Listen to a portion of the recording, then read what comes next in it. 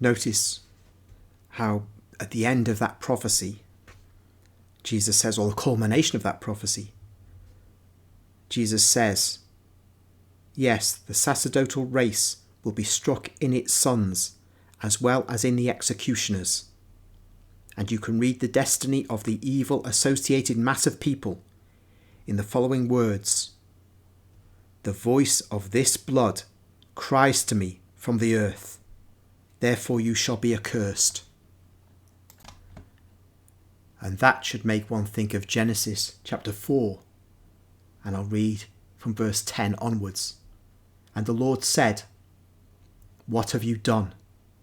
And this is to Cain after he has killed Abel.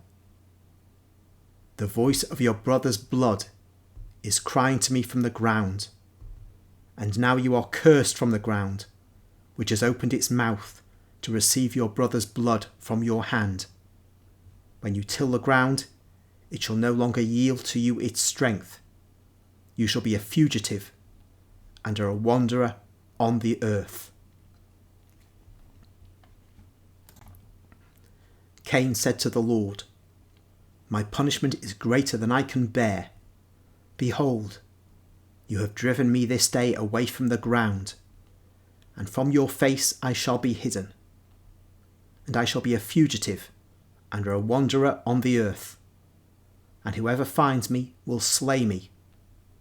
Then the Lord said to him, not so. If anyone slays Cain, vengeance shall be taken on him sevenfold. And the Lord put a mark on Cain, lest any who came upon him should kill him. Then Cain went away from the presence of the Lord, and dwelt in the land of Nod, east of Eden.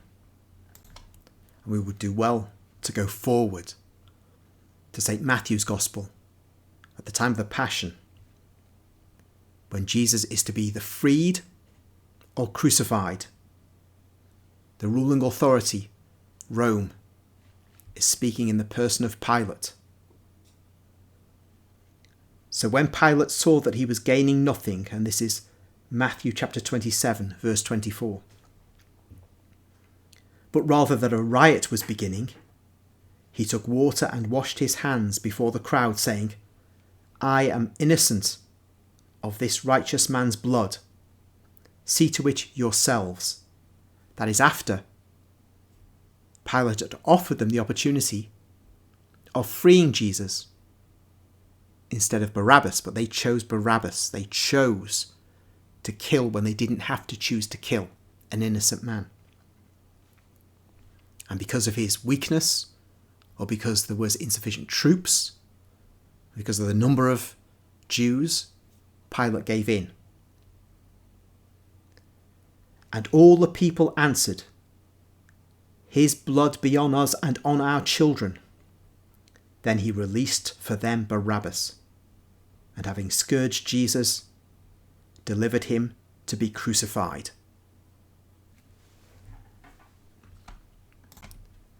Those verses are very important.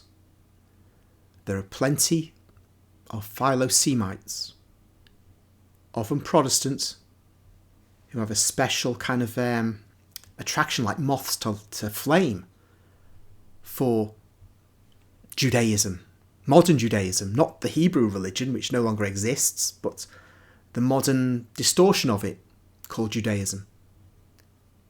And they will twist and turn to say it was the Romans that did this. As if when a man holds a gun and shoots another man, you blame the gun. The Romans were the gun, but the ones who pulled the trigger were the Jews in Jerusalem at that time, and not just the leaders. Not just the leaders, we must remember that. This was a collective decision. Yes, there were plenty of people who were Jews who did not support this. But it doesn't change the fact that the nation was responsible for what was done to our Lord, their Lord, whom they rejected. The statement, though, his blood be on us and on our children, echoes the reference to the blood crying out for vengeance. The blood that cries to Christ from the earth, or to God from the earth, that Jesus quotes in this passage of Maria Valtorta from Genesis.